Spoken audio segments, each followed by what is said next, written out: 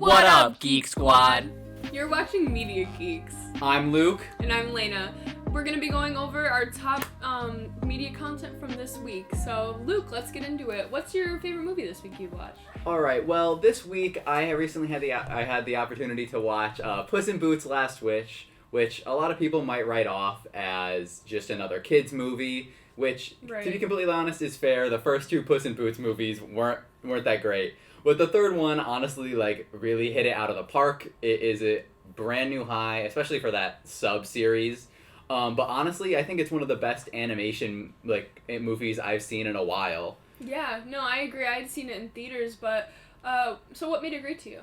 I personally, one of the parts about the movie that really set it apart from other animation recently was the actual animation itself. Mm-hmm. We've all seen the really terrible 3D animation that a lot of movies have turned into recently. Yeah. And so it's nice to see a movie that actually cares about the style of animation that they're doing. And the animation of the fight scenes in it, well, there weren't a ton. It was still an action-y movie, and there's just a few scenes where he's Puss in Boots is running through action. Yeah. And it is some of the best animation I've seen in anything, including CGI in live action movies. Yeah, no, I would agree.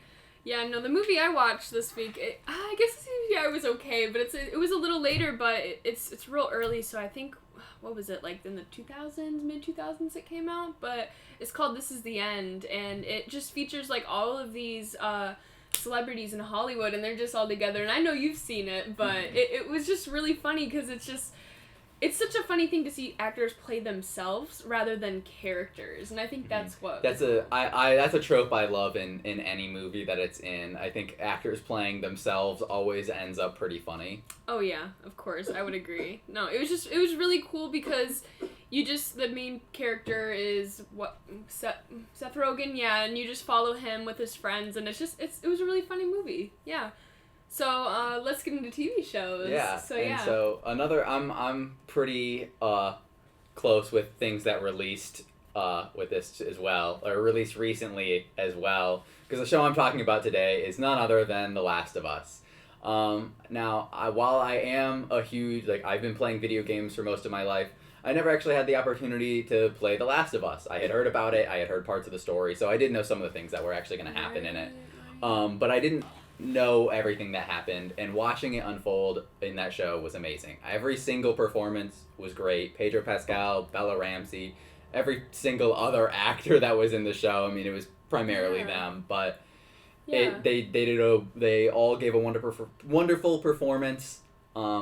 Incredibly depressing show, but... Yeah, no, I remember I was on TikTok. I've only seen the first episode, but I was on TikTok and I was seeing how they compared the show stills from, the game stills, and you saw, how accurate the portrayal was. One of the things that was actually really cool in that was there's some scenes in the show where they do very video game things. They pick up things in a very animated fashion. They're crawling through things to try and deduct from people. It very much still feels like a video game, which another thing that is a lot of game to film media conversions have been god awful. And so it's nice to see one that actually gives respect to the game while still producing a really good TV show out of it.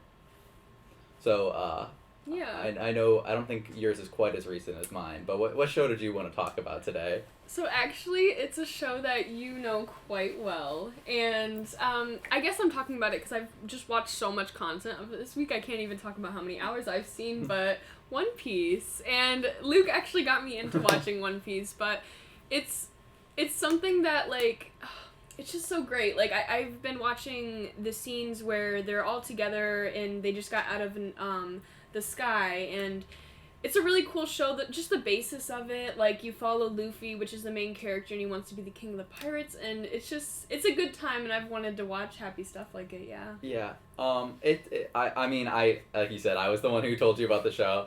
I personally love it. It's a comfort show for me. And yeah, it's a very fun show to watch. It's one of the better ones. I mean, it's been going since Yeah. the 90s and had a new Yeah. episode every week, so it's obviously like still doing pretty Yeah. good. Yeah, no, it's great. I mean, since we're still far behind in the beginning of it, but it's still great. I love it. But yeah, so I know you love music, so let's hear what you've been listening to this week. Music was definitely the hardest category for me to narrow it down.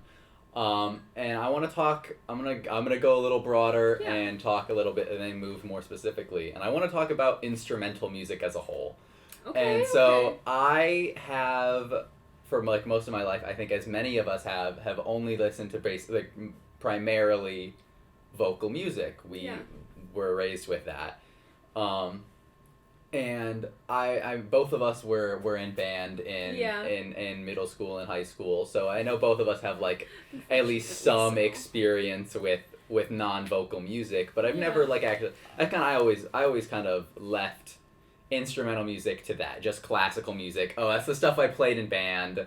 And some jazz, which I did love, but... Yeah, no, I've only ever listened to it as, like, maybe background music, I would say, like, doing homework or doing something like that, but I never, like, sat down and listened to it, but, yeah, like, what of that, like... Yeah, so like I said, I love jazz. I played some jazz when I was in high school. I was a saxophone player, so it lended pretty well to the instrument. But I never really actually got into listening to much of it until more recently.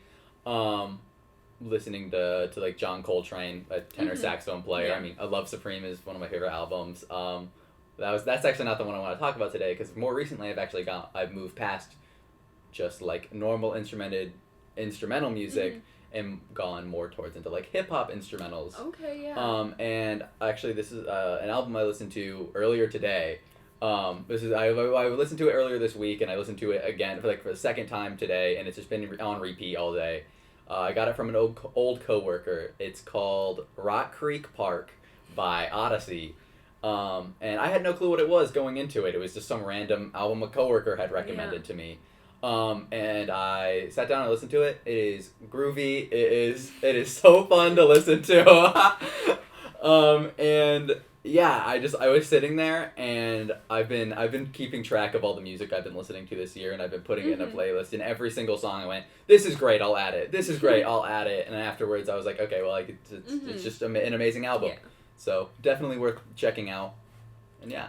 For sure. This is the one thing I actually haven't heard you talk about yet today. You've been very indecisive on what music you're gonna pick. Yeah, I think like I've been listening to more of songs, and I wanted to find an album to kind of match that. And I guess one of the albums I've listened to, like just like fully, where I could think of all the songs and just how it goes together, is I think it's called Everything I Know About Love by Laufey. But it's cool.